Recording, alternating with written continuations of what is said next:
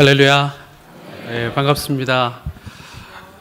저는 디모데 헌신 예배라 그래서 왔는데 이렇게 많이 앉아 계시면 반칙인 것 같습니다.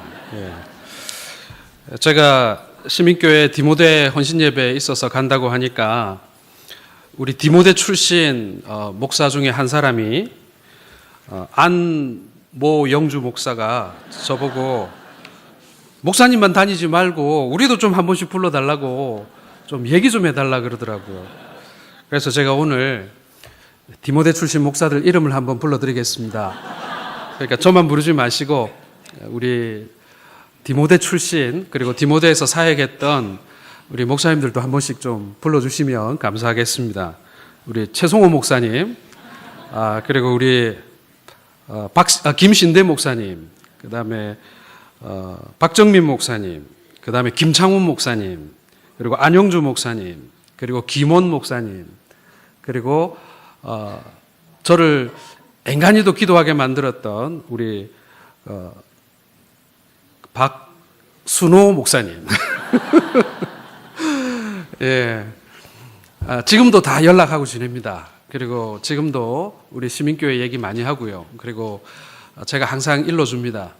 어디 가서 시민교회 출신이라는 그 타이틀에 욕먹이지 말고 잘하라고, 그 얘기 많이 합니다. 가는 곳마다 시민교회 출신 목사들이 잘한다라는 소리 많이 듣고 있습니다. 다 여러분들 기도해 주신 덕분이라고 생각을 합니다. 우리 디모데 친구들이 누굴까라고 곰곰이 생각을 해봤습니다. 그랬더니 제가 우리 시민교회에서 사역할 때 저는 어린이 사역에 정말 재능이 없거든요. 그런데 어떤 한 해인가 갑자기 초등 1부 교육자가 빵꾸가 나는 바람에 제가 임시로 1년 동안 초등 1부를 맡은 적이 있습니다. 정말 못했습니다. 그때 초등 1부 했던 친구들이 지금 디모데예요. 제가 사진을 하나 보여드릴까 하다가 자기 얼굴 나오면 민망할 것 같아가지고, 주중에 본문을 처음에는 디모데 헌신 예배 청년들에게 하는 설교로 준비를 했다가 이거 안 되겠다. 이 온가족 예배라고 하는데 큰일 났다. 이 청년들한테 해야 되는데 어떻게 해야 되나 고민하고 있으니까 김동순 목사님이 그러면 안 된다고 청년들한테 설교해달라고 그렇게 저한테 얘기를 해드렸습니다. 우리 오늘 모두 우리 청년들뿐만 아니라 우리 온 성도들이 같이 은혜 받는 시간 되었으면 좋겠습니다. 청년들을 정의할 때 여러분 청년이 과연 누군가라고 할 때 사실을 청년들에 대해서 나이로만 청년이다, 아니다 이렇게 구분하는 것에는 문제가 저는 많다고 생각을 합니다. 저는 청년이 청년적 정신을 가진 사람이 청년이라고 저는 정의하고 싶습니다.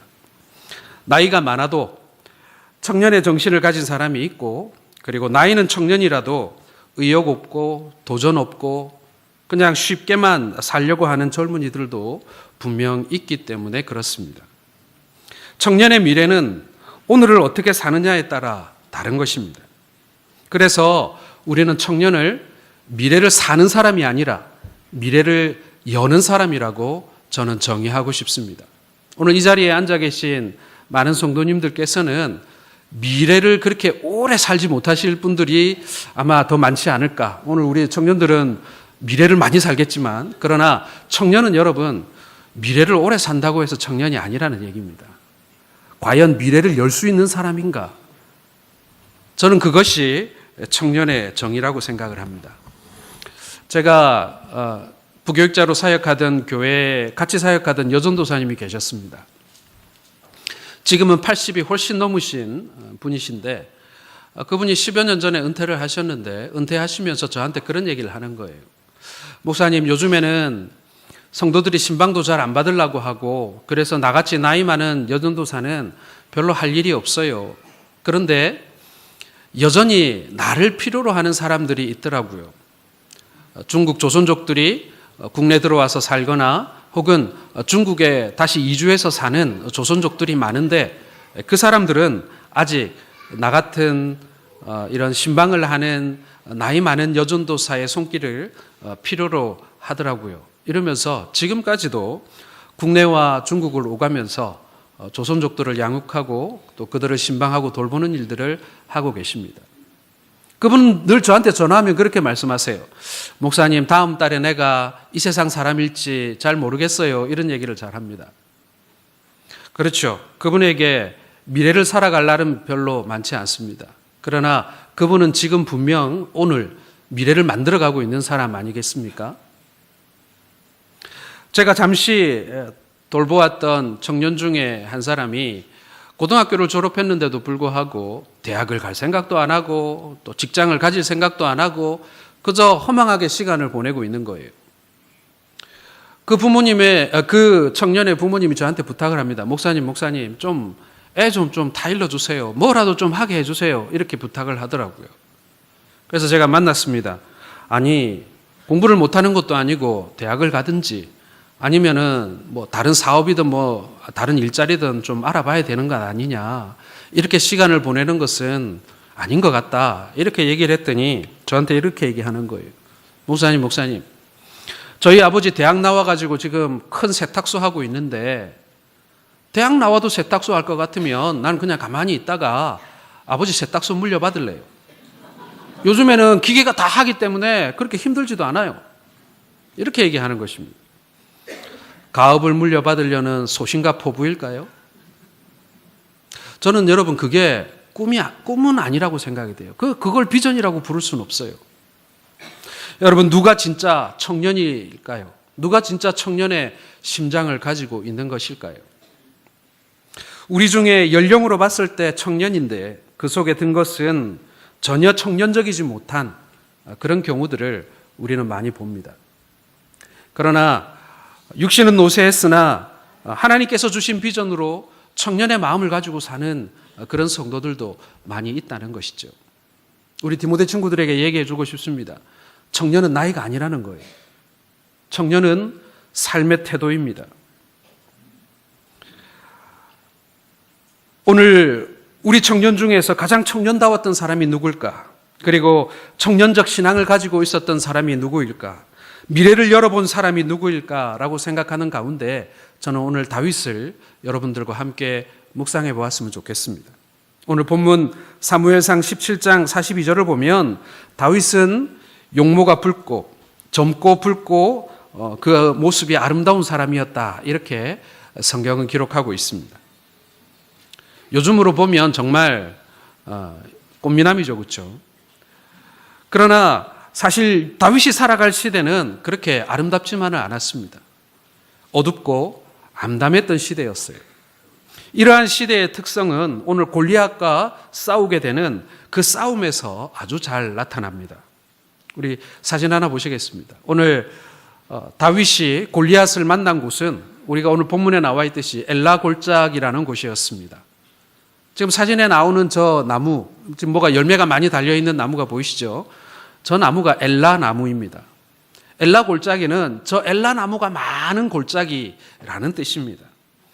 이 엘라 나무는 이 터러빈이라고 하는 나무인데 성경에는 여러분 많이 기록되어 있는 상수리 나무라고 되어 있습니다. 그런데 우리가 아는 상수리 나무는 도토리 열리는 나무잖아요. 그렇죠? 이 참나무과의 상수리 나무는 우리가 아는 거고요. 사실 이 엘라 나무는 우리나라에 없는 나무다 보니까 성경으로 번역하면서 그것을 상수리 나무라고 번역해 놓은 것입니다. 그런데 사실은 온나무에 가까워요. 온나무에 가까운 나무이고 성경의 또 다른 곳에는 엘라 나무라고 되어 있습니다. 그런데 이 엘라 나무가 성경에 자주 등장하는 나무예요. 세겜에서 야곱이 우상을 땅에다 묻지요. 그때 이 엘라 나무 밑에다 묻었습니다. 그리고 사울과 아들들이 전쟁에서 죽었을 때 그 시신들을 묻은 곳도 이 엘라 나무 아래에 묻었고요. 다윗의 아들이었던 압살롬이 나귀 타고 도망가다가 머리카락이 나무에 걸려서 죽죠. 거기에도 상수리 나무라고 되어 있지만 사실 그 나무도 엘라 나무입니다. 이 엘라 나무가 많이 자라고 있는 골짜기, 그 엘라 골짜기에서 오늘 다윗이 골리앗을 만나게 되는 것입니다. 우리 엘라 골짜기 한번 볼까요? 네, 저기가 엘라 골짜기입니다. 저기 큰 들판이 가운데 있고 양쪽에 능선이 있죠. 저기 빨갛게 표시된 저 부분에 바로 이스라엘 군대가 이렇게 와서 진친 그쪽 능선이고요. 그 다음에 앞쪽에 보시면 파랗게 이렇게 그려진 부분이 있죠. 저 부분이 바로 이 블레셋 군대가 진치고 있던 부분입니다.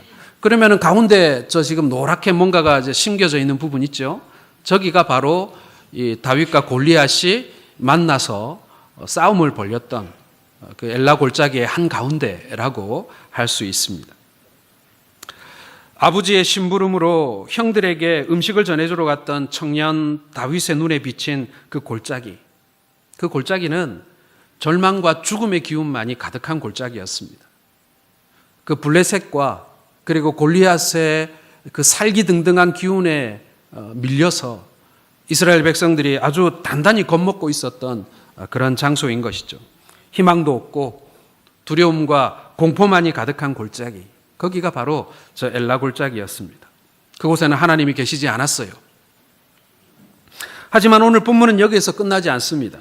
하나님의 이름이 짓밟히고 그 백성이 멸시당하는 것을 보았던 다윗이 이 블레셋의 적장이었던 골리앗과 싸워 이기게 됩니다. 우리가 너무나 잘 아는 이야기지요. 이 승리는 다윗 개인의 승리가 아닙니다. 40일 동안 어떻게 해야 할지 모르는 암담한 현실 속에 있었던 그 이스라엘 민족의 미래를 열어준 사건이에요.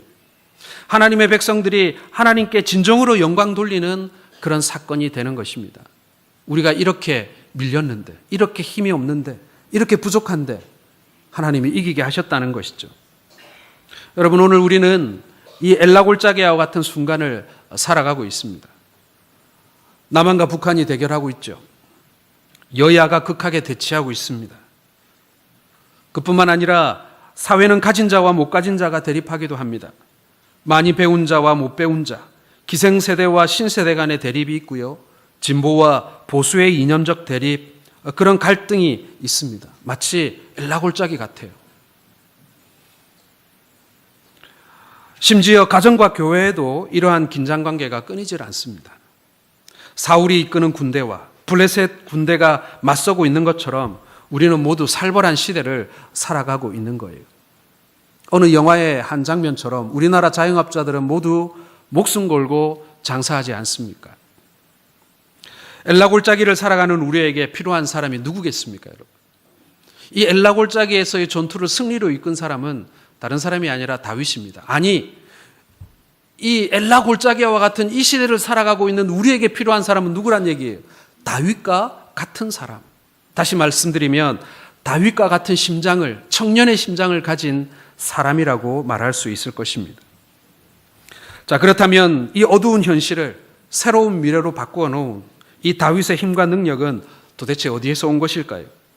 오늘 우리는 이 승리를 통해서 하나님의 꿈을 이루어드린 이 청년 다윗의 삶의 비결, 그 승리의 비결을 우리는 함께 살펴보기를 원합니다. 다윗이 이스라엘의 미래를 열 수 있었던 힘, 그 첫 번째는요, 다윗이 살리는 힘을 가지고 있었다라는 것입니다. 여러분, 청년은 살리는 힘을 가진 사람들입니다. 본문에서 골리앗과 다윗을 한번 비교해 봅시다. 골리앗은 사람을 죽이기 위한 무장이 가득한 사람이었어요. 나면서부터 용사잖아요.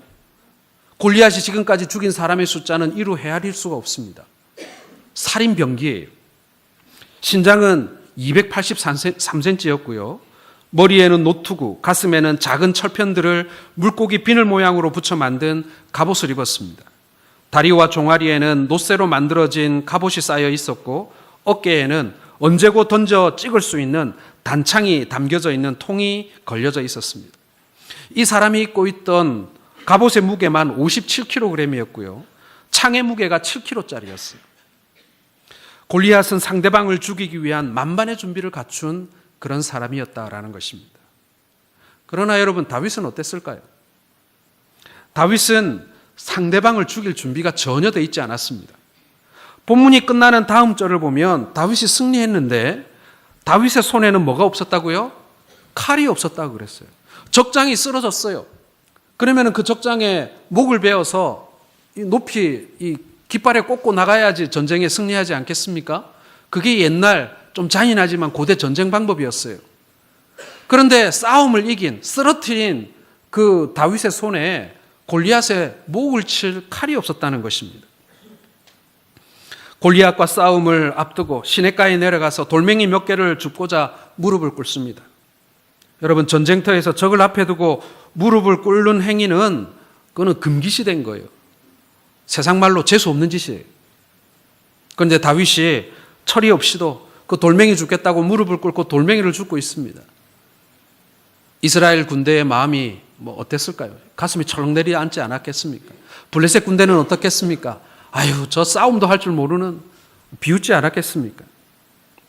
하지만 다윗은 돌멩이 5개를 주우면서 아버지의 양을 칠 때 곰이나 사자가 어린 양을 물고 가면 그 물맷돌로 그 입에서 새끼 양을 구해낸 일을 생각하고 있는 것입니다. 여러분, 이 물맷돌로 골리앗이 쓰러져 죽는 장면, 아주 극적이고 재미있는 장면이지만 물맷돌을 얼마나 잘 던지면은 급소를 맞춰서 단방에 죽일까요? 저는 그것을 다윗이 했다기보다는 저는 하나님께서 그 돌팔매의 그 궤적을 인도하지 않았을까, 저는 그렇게 생각을 합니다. 돌팔매는요, 사실 누구를 죽이기 위한 무기가 아니에요. 웬만큼 맞아서 안 죽습니다. 우리가 지금 맞아도 머리나 터질까 안 죽어요. 돌팔매의 용도는 뭐냐면요, 쫓아내는 데 있는 거예요. 사자를 쫓고 늑대를 쫓고 양 가까이 오는 그 맹수들을 쫓아내는 기능이지 그 맹수를 죽이자고 하는 게 아니에요. 여러분 생각해 보세요. 곰이나 사자가 물맷돌 맞고 죽겠습니까? 그러나 이 물맷돌로 암담한 이스라엘 민족의 미래를 열어야지. 저 골리앗을 무너뜨리기만 하는 것이 아니라 민족에게 소망을 주고 양을 살려냈듯이 이 민족을 살려야지. 여러분, 오늘 다윗의 마음속에는요, 내가 저 골리앗을 죽여버리겠어라는 마음이 아니라 내 저 골리앗을 쫓아냄으로 인해서 우리 민족을 살려야 되겠다. 아니, 우리 형들 좀 살려야 되겠다. 아마 그 마음이 있었던 것 같아요. 오늘 말씀에도 이스라엘을 모독하는 그 골리앗의 그 모습을 보며 이 다윗의 마음에는 울분이 찼어요. 그래서 저놈 때려 죽여야지 그렇게 생각이 되지만 아니었어요. 저 사람 쫓아내고 블레셋 쫓아내고 우리 식구들 그리고 우리 민족 살려야지. 여러분, 다윗은 살리고자 하는 동기로 전쟁터에 나섰던 것입니다. 사랑하는 성도 여러분, 우리는 누구나 다 힘을 소유하게 되어 있습니다. 지성이라는 힘이 있고 지식이라는 힘이 있습니다. 돈이라는 힘이 있고 또 권력이라는 힘이 우리에게 주어지기도 합니다.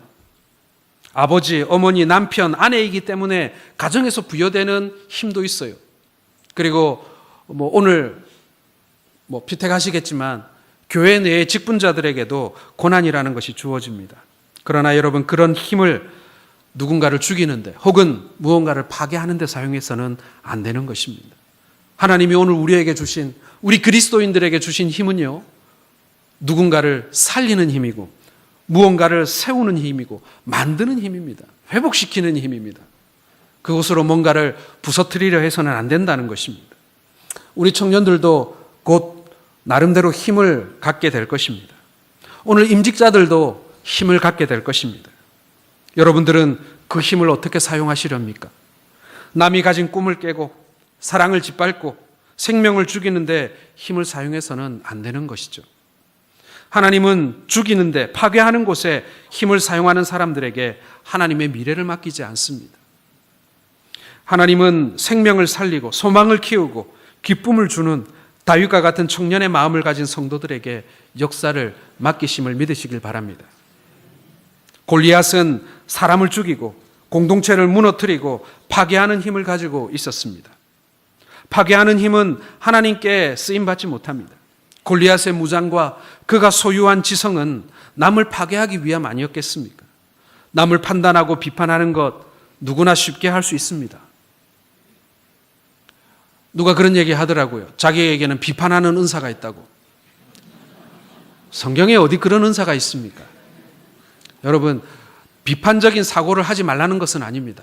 하지만 대안 없는 비판, 그저 비판하기 위한 비판은 파괴 행위입니다. 그런 은사를 하나님께서 주신 적이 없어요. 그것은 사람을 살리지 못합니다. 비판하고 끌어내리고 공격하는 문화가 점점 확산되고 있습니다. 그러나 그것이 정말 남을 살리기 위한 것인지 죽이기 위한 것인지 우리는 고민해 보아야 합니다. 비판 속에서 자신이 짊어진 책임이 포함되지 있지 않으면 그것은 죽이는 힘일 뿐입니다. 비난과 평가 속에 사랑과 자기 희생이 없으면 도리어 공동체를 세우기보다는 무너뜨리는 힘이 되는 것입니다. 여러분은 가진 힘을 어떻게 사용하십니까? 사람을 살리는 데 쓰십니까? 죽이는 데 쓰고 계십니까? 입술의 언어를 사람을 세우고 격려하고 살리는 데 쓰십니까? 비판하고 죽이는 데 사용하고 계십니까? 새로운 세대를 열어가기 위해서 하나님은 살리는 힘을 소유한 사람을 사용하고 계심을 믿으시길 바랍니다. 우리 서울시민교회 성도들도 많이 봉사하러 가는 것으로 알고 있습니다. 여러분 샘물 호스피스 봉사 많이 가시죠? 저도 한 번씩 샘물 호스피스 봉사를 간 적이 있었습니다. 요즘엔 도통 못 가고 있습니다만은 쉬운 봉사가 아닙니다. 멀기도 하지만 또 그 환자를 섬기는 일은 정말 어려운 일입니다. 그러나 비록 우리가 그들의 육신의 생명 그것을 우리가 살려줄 수는 없지만 그러나 영혼을 살리는데 우리가 봉사하고 사용될 수 있다는 것이 그곳에 가면 느끼게 되는 큰 기쁨이에요. 하룻밤을 자보면요, 한밤에도 3분, 4분씩 하나님의 부르심을 받습니다. 그리고 예배 드리다가도 이렇게 스르르 돌아가시는 분도 계시고, 레크레이션 하다가 돌아가시는 분도 계세요. 그런데 그곳이 그렇게 죽는 사람들이 날마다 막 몇 명씩 이렇게 어떨 때는 2자리 숫자, 그러면은 절망적이고 곡소리 나고 그래야 되는 것 아니겠어요? 근데 우리 호스피스 가보시면 느끼지만 그곳에는 생동감이 있습니다. 거기서는 사람이 살아나는 일이 날마다 벌어져요. 육신이 살아나는 일이 아니라 하나님을 영접하고 거듭나고 생명을 새롭게 부여받는 일이 일어나는 거예요. 여러분, 거기가 생명을 살리는 일인 거예요. 그것이 말입니다. 내가 가진 물질과 시간과 수고를 포기하면 누군가를 살리는 일을 할 수 있다라는 것입니다. 여러분, 자기 희생이 없으면 살리는 힘을 사용할 수 없습니다. 예수님께서는 십자가에 달리실 때 저들을 죽이기 위하여 하늘에 있는 12영을 부르실 수 있는 분이셨습니다.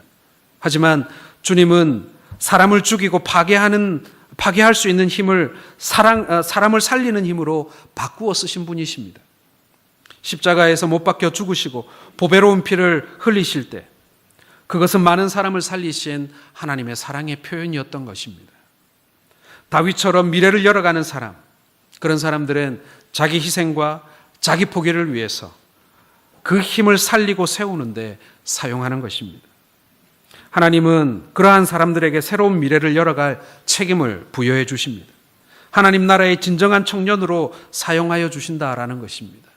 사랑하는 성도 여러분, 살리는 힘을 소원하시고 구하시고 사용하시는 여러분들 되시기를 소원합니다. 두 번째로 여러분, 다윗은 하나님을 체험했던 힘이 있는 사람입니다. 여러분, 하나님을 경험했다라는 것이 힘이 된다는 거 믿으십니까? 오늘 다윗에게는 그러한 체험이 있었습니다. 어떤 목사님이 그러더라고요. 요즘에 젊은 사람들은 스펙은 많이 만들어 가는데 스토리가 없다고 말이죠. 자신을 발전시키는 것은 좋습니다. 그러나 자신의 삶 속에 녹아 들어가 있는 간증이 없다는 거예요. 스토리가 없다는 거예요. 하나님과 세상이 어느 쪽이 옳은가 한번 부딪혀보고, 이 말씀대로 살면 어떻게 되나 한번 부딪혀보고, 하나님의 말씀에 순종해 보고 한번 세상에 부딪혀보는, 그래서 어떨 때는 넘어지고 자빠지고 깨지고 피나고, 그리고 어떨 때는 승리해보고, 이런 스토리가 없다라는 거예요. 그런데 오늘 다윗은요, 이 스토리가 있는 사람이었어요. 다윗이 무슨 스펙이 있었겠습니까? 양치던 사람인데 누구를 한번 전투에서 이겨를 받겠습니까? 전쟁에 한번 출전을 해봤겠습니까? 누군가를 한번 쓰러뜨려 보기를 했겠습니까? 다윗은 누가 봐도 인정해 줄 만한 아무런 스펙이 없는 사람이었습니다. 그런데 그에게 뭐가 있었다고요? 스토리가 있었어요. 체험이 있었어요. 다윗은 골리앗이 누군지도 몰랐습니다. 엘라 골짜기가 어떤 곳인지도 몰랐고, 사울 왕이 그에게 너는 소년이다, 골리앗은 어릴 때부터 용사로 자란 사람이다 라고 설명해 줄 정도로 다윗은 아무것도 몰랐습니다. 어떻게 칼을 잡고 어떻게 갑옷을 입어야 하는지, 전쟁과 전술에 관한 것도 아무것도 몰랐어요. 그러나 다윗이 분명히 아는 것 하나가 있었습니다. 그것은 이런 진퇴양난의 상황에서 누구를 붙들고 무엇을 먼저 해야 하는가, 그걸 알고 있었던 사람인 거예요. 하나님의 임재하심, 하나님의 함께하심, 하나님의 동행하심으로 얻게 되는 힘과 능력이 이 다윗의 머리에는 먼저 떠올랐던 거예요. 다윗이 생각할 수 있는 공경이라는 게 뭐 있겠습니까? 양치다가 맹수 만나고, 그리고 양치다가 양을 잃어버려가지고 밤이 맞도록 그 양 찾아다니고, 지금까지 다윗이 경험했던 위기는 그런 것들이었거든요. 그런데 그 순간순간마다 하나님께서 이기게 하시고, 살게 하시고, 피해갈 길을 주시고, 살 길을 주신 그 경험만이 지금 다윗에게는 있는 거예요. 그 스토리가 다윗에게 있었던 거예요. 지금 다윗은요, 지금 앞에 서 있는 골리앗이 뭐 곰이나 늑대, 뭐 그런 짐승과 다를 바 없었어요. 그렇게 마음 먹었겠죠. 아, 저 장신의 골리앗을 늑대라고 생각하자, 곰이라고 생각하자. 죽이지는 못해도 쫓아낼 수는 있겠지. 지금까지 하나님이 그렇게 나와 함께 하셨으니까, 하나님이 그렇게 쫓아낼 수 있도록 도와주셨으니까. 사랑하는 성도 여러분, 이게 체험입니다. 이게 간증입니다. 이게 스토리입니다. 여러분, 한 번도 하나님과 이런 동행의 경험이 없으시다면 그건 정말 큰일입니다.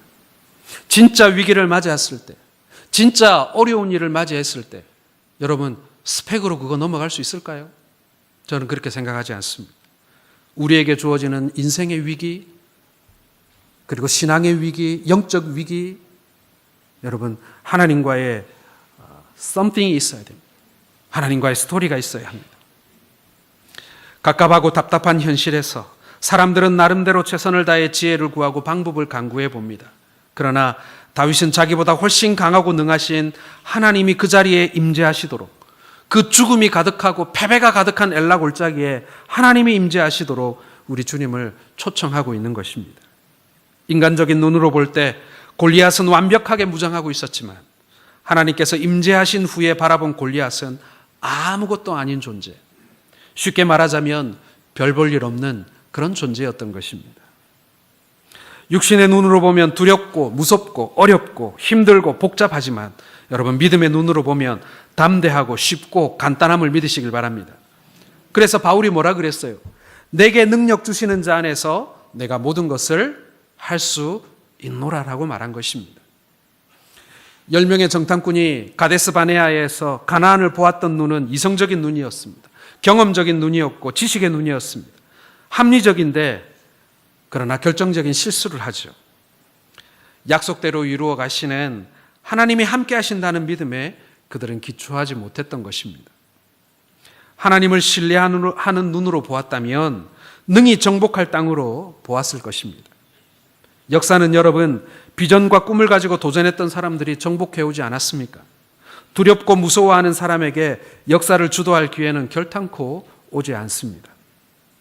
다윗은 두렵고 떨 수밖에 없는 상황이었지만, 그러나 그 떨리는 순간 다윗의 마음속에 떠오른 기억은 아버지의 양을 칠 때 공격해왔던 사자들과 어린 양과 자신을 구원해 주신 하나님의 이야기였던 것입니다. 여러분, 이야기를 만들어 가시기 바랍니다. 그 이야기를 만들어 가시려면 어떻게 해야 되는 줄 아세요? 저질러 봐야 돼요. 저질러 봐야 돼요.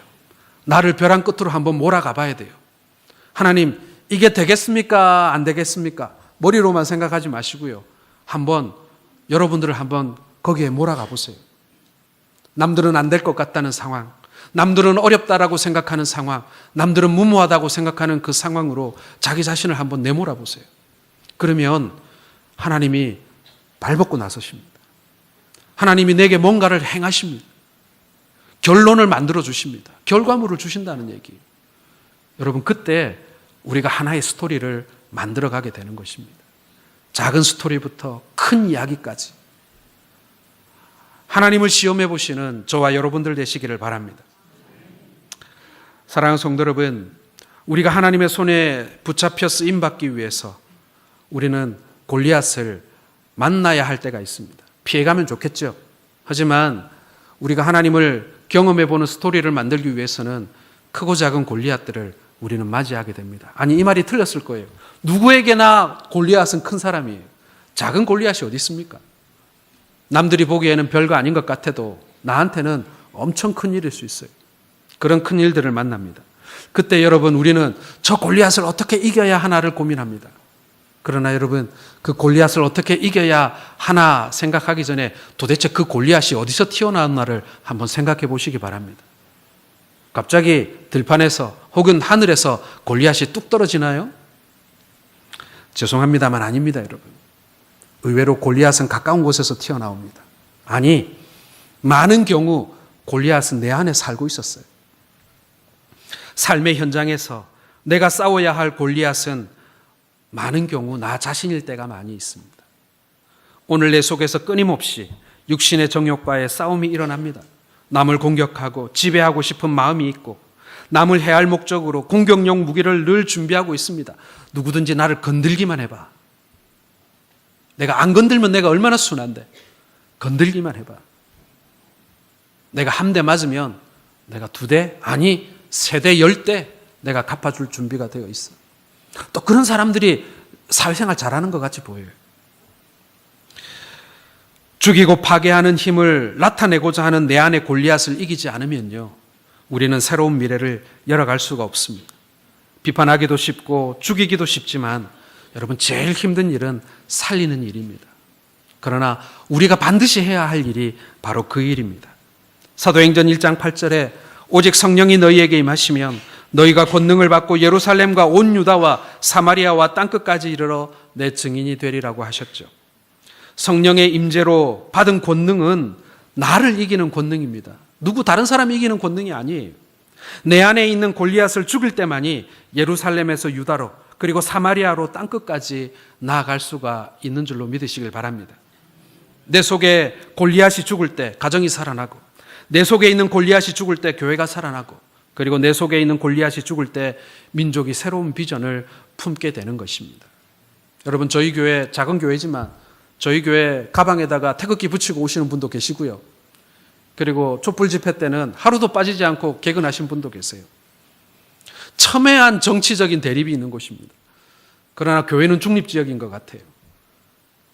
그 2분이 항상 같이 밥을 먹습니다.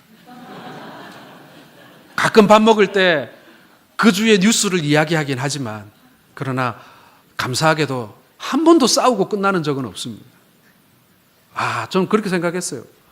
예수 믿는 사람이 저런 사람들이구나 라고 말입니다. 사랑하는 성도 여러분, 여러분 모두는 주님 앞에 청년입니까? 우리 디모데는 스스로 청년이라고 생각하십니까? 하나님이 주신 꿈이 있고, 그리고 그 꿈으로 오늘 하루를 살아간다면 여러분은 모두 청년을 가슴에 품고 사는, 아니 청년의 가슴을 가진 그런 분들이라고 할 수 있을 것입니다. 중요한 것은 내가 미래를 살아가느냐가 아니에요. 오늘 내가 어떠한 미래를 열어가고 있는가 하는 것입니다. 여러분, 그 꿈을 가슴에 안고 그리고 그 미래를 열어가고자 하는 열정을 소유하실 수 있기를 바랍니다. 그리하여 하나님이 주관하시는 역사의 무대에서 새로운 미래를 열어가는 주의 청년으로 쓰임받는 우리 디모데 청년들과 우리 서울시민교회 성도들 되시기를 주님의 이름으로 축원합니다. 기도하겠습니다. 아버지 하나님, 오늘도 저희들을 바라보시고 우리와 무엇을 함께 하실까 기대하시고 소망하시고 그리고 궁금해하시는 우리 하나님의 놀라운 역사를 오늘도 기대합니다. 오늘 하나님께서 우리 디모데 청년들을 통하여 이루고자 하시는, 열어가고자 하시는 미래, 우리 서울시민교회 성도들을 통하여 만들어고자 하시는 그 미래의 아름다운 주님과의 스토리를 하나님 저희가 만들어갈 수 있도록, 그리고 꿈꿀 수 있도록, 그리고 도전할 수 있도록 저희들을 인도하여 주옵소서. 우리 주 예수님 이름으로 기도드립니다. 아멘.